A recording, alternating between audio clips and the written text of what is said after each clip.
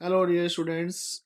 On the last turn, we have studied definite integral, and after finishing that chapter 7, we are starting today chapter 8, application of integrals. बल्कि definite integral का इसमें use है, तो इसमें definite integral को कैसे use करना है एरिया निकालने के लिए वो हमें सीखना है. ठीक है. How to find areas of different in different situations with the help of definite integrals. ठीक है. तो इसमें हमें सिंपल क्वेश्चंस ही करने हैं. हमारे कोर्स में जो आ रहे हैं केवल सिंपल क्वेश्चंस. तो पहला, जैसे हमें एरिया को डिफाइन करना हो, अगर एरिया अंडर सिंपल कर्व्स. मान लो हमारे पास ये कर्व है y is equal to f x. ठीक है. ये एक्स एक्सिस, ये y एक्सिस, और ये कोई कर्व है y is equal to f x. ठीक. तो we have to find the area bounded by this curve x equal to a, x equal to b and x axis. ठीक है. हमें ये वाला एरिया फाइंड करना है. तो बच्चों, हमें इस एक्सरसाइज को करने से पहले हमें एक तो जितने भी हमें ट्रेसिंग आनी चाहिए करनी. ठीक है. कि उनका ग्राफ हम कैसे बना सकते हैं, ग्राफ की हमें नॉलेज होनी चाहिए. जैसे सर्कल है, पैराबोला है, इलिप्स है, और लाइन को ग्राफ पे हमें कैसे बनाना है, और हमें कौन सा एरिया निकालना है और शेडेड करना है. उसको शेडेड कर देंगे रिक्वायर्ड एरिया को. ठीक है. तो हमें ग्राफ की नॉलेज होना जरूरी है. जो भी शेप वो कह रहा है उसकी नॉलेज होना हमें जरूरी है कि ग्राफ पर वो कैसे बनता है. ठीक है. लाइन हमने 11th में पढ़ा था कि सर्कल कैसे होते हैं, जिसका सेंटर ओरिजिन पे हो, जिसका सेंटर ओरिजिन पे ना हो. Parabola y square equal to 4x. Parabola की 4 शेप होती हैं. ठीक है. तो ऐसे इलिप्स है हमारा, इलिप्स की भी 2 शेप हैं. तो ये सब हमें नॉलेज होनी चाहिए ग्राफ बनाने की. तो एरिया को जो डिफाइन करना है मुझे, एरिया जैसे ये हमारा कर्व है y equal to f x. ठीक. हमें एरिया कौन सा निकालना है, bounded by the curve y equal to f x, ordinate x is equal to a, ordinate x is equal to b and x axis in a first quadrant. ठीक है. तो we want to find this area, shaded area. तो shaded area को find करने के लिए हम क्या करते हैं, जैसे हमने डायग्राम हमारा एक बारीक बिल्कुल ऐसे स्ट्रिप बनाते हैं रेक्टेंगुलर, बिल्कुल बारीक स्ट्रिप. ठीक है. जिसकी मोटाई dx है और लंबाई क्या है, लंबाई कहां पर है इसकी, y एक्स पे है. तो ये लंबाई होगी इसकी y एक्स पे. ठीक है. तो this is a rectangular strip, एक बिल्कुल बारीक स्ट्रिप लिया हमने, जिसका एरिया क्या हो जाएगा, y length into breadth, y into D x.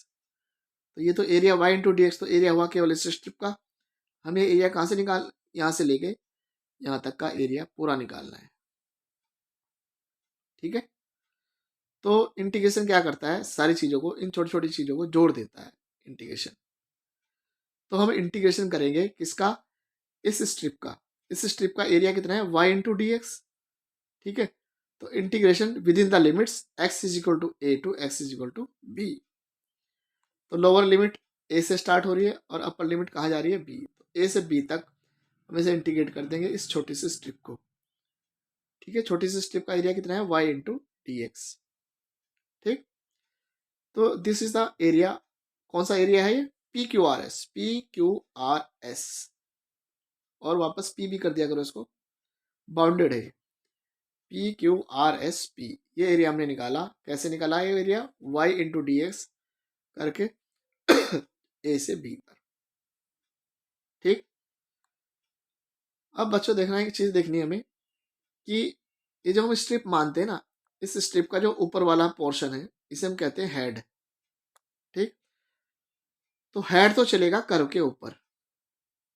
जैसे पेंटर ब्रश करता है ना, पेंट करता है तो ब्रश ऐसे चलाता है इस तरह से. तो हेड कहाँ चलता है, हमेशा कर्व के ऊपर चलता है. और this is the foot. Foot हमेशा कहाँ चलता है, एक्सिस के ऊपर. जैसे हमने यहाँ पे कौन सा एक्स पे लिया है इसको, एक्स एक्सिस पे, तो इसकी मोटाई को हमने dx लिखा, ठीक है। इसकी जो ब्रेथ है कितने लिए हमने dx। तो ये याद रखना है हमेशा, जो भी तुम्हें एरिया निकालना है उस पे, उस एरिया में इनको निकालने के लिए हेड, हेड कहाँ पे चलेगा, हमेशा कर्व के ऊपर चलेगा, और फुट कहाँ चलेगा, एक्सिस के ऊपर।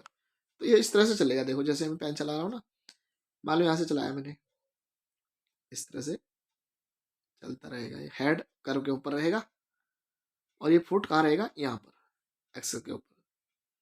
जैसे हम पेंट करते हैं इस तरह से ये एरिया हमारा कवर हो जाता है, ठीक है। तो y इंटू डी एक्स करके अगर हमारा फुट एक्स एक्स पे है तो यहाँ पर डी एक्स आएगा, अगर हमारा फुट वाई एक्स पे है तो यहाँ पर डी वाई आ जाएगा। ये तो हो गया वाई डी एक्स इस केस में, when our foot is on x axis. अगर हम दूसरा केस लें इस तरह से कि भाई ये हमारा एक्स एक्सिस, ये वाई एक्सिस, और कर्व इस तरह से है, x is equal to g y is a curve, ठीक। तो we have to find the area between bounded by the curve और y is equal to d, y is equal to c and y axis. तो ये वाला area मुझे चाहिए, ठीक है। Area A B C D, इसको भी ए लिखो वापस, ए बी सी डी ए, ये बाउंडेड एरिया है, ठीक। अब देखो यहाँ पर कर्व हमारा इस तरह से है, ठीक। तो कर्व के ऊपर कौन चलेगा, हेड, तो हेड तो चलेगा यहाँ पर, और फुट कहाँ चलेगा, वाई एक्सिस के ऊपर, ठीक है। तो ये इस तरह से चलेगा जब एरिया निकालेंगे, ठीक। तो ये ध्यान रखना है। तो इस केस में देखो, इसकी जो स्ट्रिप जो हमने मानी, बारीक वाली स्ट्रिप, एक बारीक स्ट्रिप मानते हैं जिसकी मोटाई कितनी है, डी वाई, ये रेक्टेंगुलर स्ट्रिप होती है, और इसकी लेंथ, लेंथ कितनी है, एक्स, इधर को एक्स ही तो है, इस तरफ को, इधर को वाई होता है, इधर को एक्स। तो इस स्ट्रिप की एरिया कितना हो गया, एक्स इंटू डी वाई, ठीक। तो एक्स इंटू डी वाई, ये हो गया एरिया। तो required area is equal to A B C D A, और is equal to X into D Y. और लिमिट्स कहाँ से कहाँ तक, ये लाइन है y is equal to C, ये सी है हमारा, तो सी से लेकर ए डी तक, लिमिट कहाँ से कहाँ तक, सी से लेकर डी तक, लोअर लिमिट सी और अपर लिमिट डी। तो इस तरह से हम लिखते हैं इसमें। जब भी क्वेश्चन करेंगे हम कहेंगे required area is equal to this, limits लगा देंगे कहाँ से कहाँ तक है, सब लिख देंगे। अधिकतर हम एक्स एक्स पे ही काम करते हैं, 90% क्वेश्चन में यही चलता है हमारा, ठीक है। तो दोनों केस आप लोगों के सामने है। जब ये y is equal to f x curve है तो y इंटू डी एक्स ले लेंगे, और जब x is equal to g y curve है तो x इंटू डी वाई ले लेंगे, ठीक है। तो दोनों का एरिया, दोनों का डिफरेंस आपको पता होना चाहिए। अब जब पहला एग्जांपल ले रहा हूँ, एनसीईआरटी बुक का यही है, कहता है find the area enclosed by the circle x square plus y square is equal to a square. अब बच्चों पहले तो मुझे ये पता होना चाहिए कि ये सर्कल कौन सा है। This is the circle whose centre lies on origin. ये कौन सा सर्कल है जिसका सेंटर ओरिजिन पे लाई करता है, ठीक है। तो इस तरह से एक्स, ये एक्स एक्सिस, ये वाई एक्सिस, ये ओरिजिन, और ये इसकी रेडियस क्या है बच्चों, a, radius of the circle is a. तो ओरिजिन से लेकर यहाँ तक ए तक, ये हो गई हमारी रेडियस, ठीक। और एक चीज और, क्योंकि देखो ये x square plus y square है, एक्स की पावर भी इवन है, वाई की पावर भी इवन है, दोनों की पावर इवन है। जब दोनों की पावर इवन होती है तो ये जो कर्व होता है हमारा, this is symmetrical about both the axis. X की पावर 2 है तो ये एक्स के अबाउट भी सिमेट्रिकल है, जितना ऊपर उतना ही नीचे। वाई की पावर 2 है तो ये वाई के अबाउट भी सिमेट्रिकल होगा, जितना राइट साइड में उतना ही लेफ्ट साइड में। तो यहाँ से इक्वेशन से हमें ये पता लग जाता है कि किसके अबाउट सिमेट्रिकल है। तो हमने देखा कि दोनों अक्षस के अबाउट सिमेट्रिकल है। तो जब हम यहाँ से ऐसे कर देते हैं तो ये सर्कल 4 भागों में बढ़ जाता है, फर्स्ट क्वाड्रेंट में इतना, सेकंड क्वाड्रेंट में इक्वल, तो चारों बार इक्वल होते हैं क्योंकि सिमेट्रिकल है, और डिवाइडेड बाय सेंटर है, तो चारों पार्ट्स कैसे हो गए, इक्वल, ठीक। अगर मैं एक स्ट्रिप का एरिया निकाल दूं तो 4 से इंटू कर दूंगा उसको, तो पूरे सर्किल का एरिया आ जाएगा, ठीक है नहीं। तो अब हम करते हैं इसको, area of the circle is equal to 4। 4 क्यों किया? क्योंकि मैं OABO का एरिया निकालूंगा और उसको 4 से मल्टीप्लाई कर दूंगा।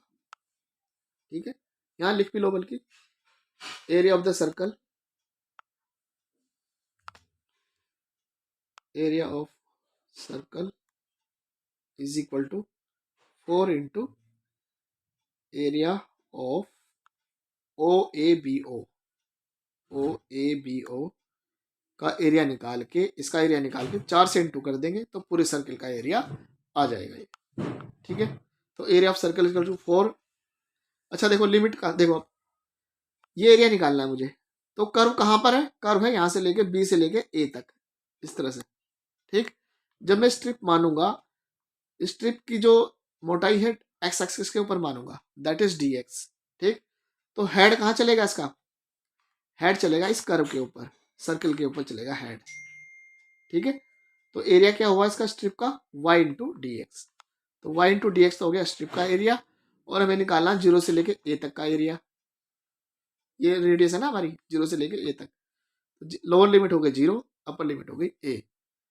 ठीक, अब यहाँ पर हम वैल्यू भर देंगे, ये 4, 0 से a, y की वैल्यू भरेंगे कर्व से, कर्व से y की वैल्यू निकालो। तो वाई स्क्वायर इजिकल टू क्या हो गया? A square minus x square. तो y equal to plus minus under root a square minus x square. देखो क्योंकि हम एरिया फर्स्ट क्वाड्रेंट में निकाल रहे हैं, तो फर्स्ट क्वाड्रेंट में वाई की वैल्यू पॉजिटिव होती है, तो वाई की वैल्यू हम क्या ले लेंगे? Under root a square minus x square. तो यहाँ पर वाई की जगह under root a square minus x square भर देते हैं।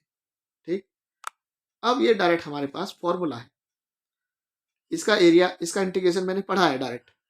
क्या फॉर्मूला है इसका? 4 तो है ही 4। इसका एरिया होता है under root a square minus x square का फॉर्मूला होता है x upon 2 under root a square minus x square plus a square by 2 sine inverse x upon a. ये तो हो गया इसका इंटीग्रेशन। और लिमिट कहाँ से कहाँ तक है? 0 से a तक, तो 0 से a तक नीचे लिखते हैं लोअर लिमिट, ऊपर लिखते हैं अपर लिमिट। ठीक, अब बस मुझे क्या करना है, अगली लाइन में ये लिमिट इसमें भर देनी है। जहां जहां x है वहां वहां a भर देंगे, और माइनस जहां जहां x है वहां पे क्या भर देंगे? 0।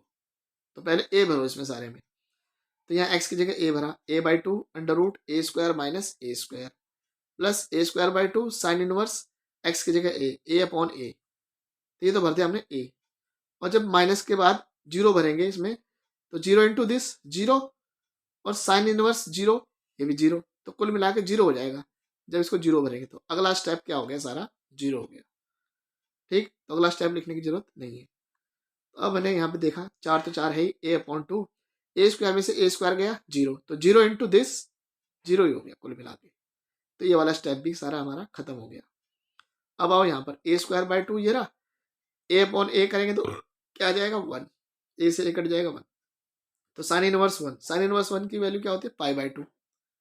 तो a square by 2 into pi by 2, क्योंकि साइन पाई बाय 2 की वैल्यू तो होती है 1, तो साइन इनवर्स 1 क्या हुआ? पाई बाय 2, 90 हुआ।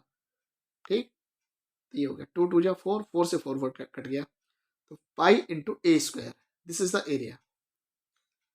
ठीक है, पाई इंटू ए स्क्वायर। यहाँ पे देखो 0, ये सब पाई बाय 2 आ गया, 2 से 2 2 जा 4, 4 से 4 कट गया, पाई ए स्क्वायर। हमने पढ़ा है ना बच्चों कि area of the circle is pi r square, pi into radius का स्क्वायर। तो यहाँ पर रेडियस कितनी थी? a, तो इस सर्कल का एरिया क्या हो गया? पाई इंटू ए स्क्वायर। तो जो आप तक आप लोगों ने पढ़ा था कि सर्कल का एरिया ये होता है, आज आप लोगों ने अपने आप करके भी देख लिया, हाँ भाई सर्कल का एरिया यही होता है। ठीक है, तो ये हमने सर्कल का एरिया निकाल दिया इस तरह से। अब एग्जाम्पल नंबर 2 ले रहा हूँ। एग्जाम्पल नंबर 2 में क्या है? ए है ellipse, x square upon a plus y square upon b is equal to 1। इसका मुझे एरिया चाहिए पूरे इलिप्स का।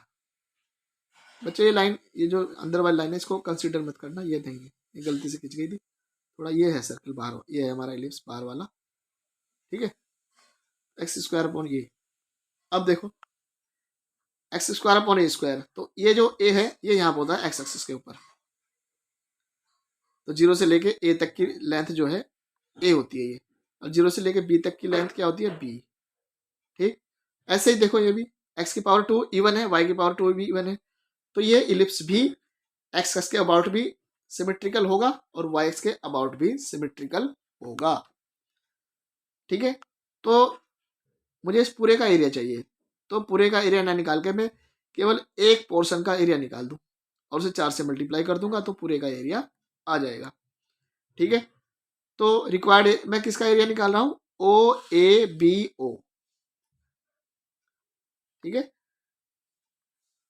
Area O A B O निकाल करके और उसे 4 से मल्टीप्लाई कर दूंगा।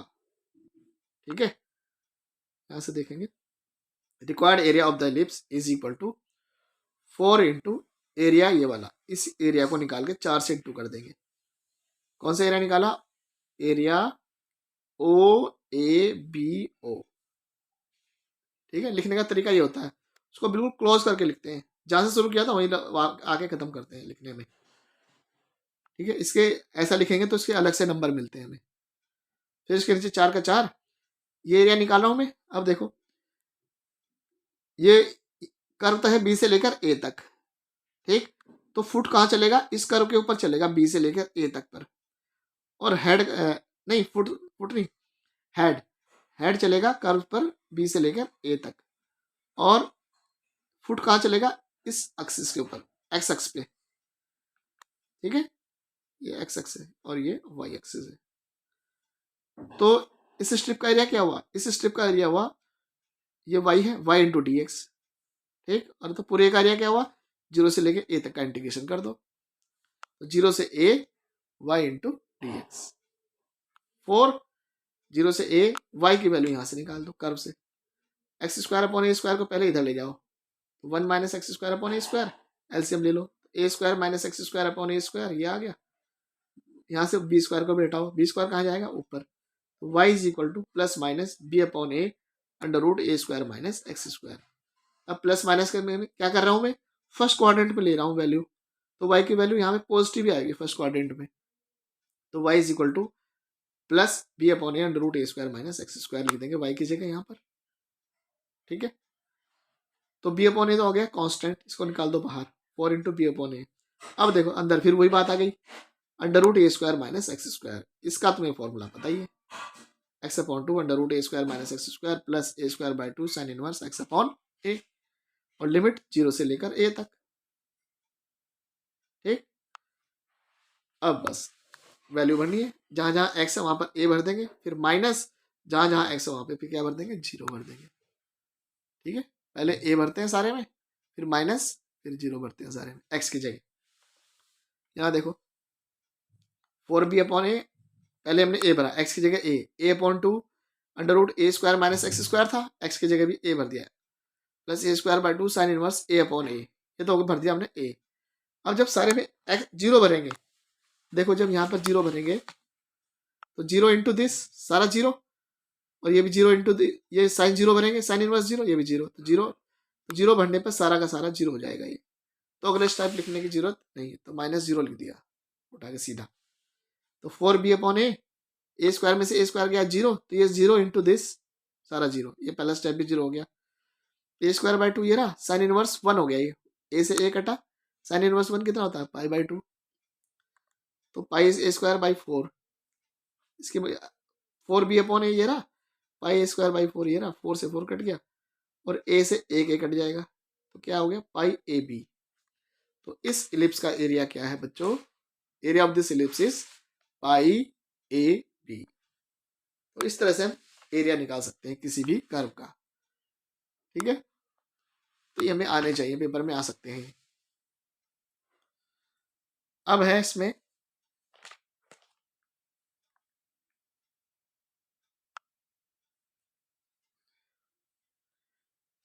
Area of the region bounded by the curve and A line, ये सीखेंगे हम, area of the region bounded by the curve and A line. अभी तक तो हमें एरिया एक ही कर्व का निकाला था, अब क्या है, अब एक कर्व होगा और एक लाइन, उससे बाउंडेड जो एरिया होगा वो निकालना है मुझे। ठीक है, एग्जाम्पल 3 है, बुक का ही है ये, एनसीईआरटी कहता है find the area of the region bounded by the curve y is equal to x square and the line y is equal to 4। y is equal to x square, इसको ऐसे पढ़ो, x square is equal to y, तो this is the parabola, जो यहाँ पर होता है ऊपर की तरफ, x square equal to 4ay वाला, वो यहीं पे तो होता है ऊपर। ठीक है, तो ये एक्स एक्सिस, ये वाई एक्सिस, और ये हमने पैराबोला का वो बना लिया ग्राफ पे, इसको डायग्राम बना दिया। ठीक, और y इक्वल टू 4 लाइन कहाँ होगी, जो यहाँ से y एक्स के ऊपर 4 डिस्टेंस पे होगी, तो this is y equal to 4 line. ठीक है, तो मुझे कौन सा एरिया निकालना है, ये वाला एरिया पूरा। ठीक है, यहाँ से लेके ये पूरा एरिया मुझे निकाल देना है। ठीक, अब इसको भी, ये भी देखो, एक्स स्क्वायर एक्स की पावर 2 है, इवन पावर है ना ये, तो जब एक्स की पावर इवन है तो ये एक्स एक्स के अबाउट, यहाँ पर तो x square equal to 4ay है ये।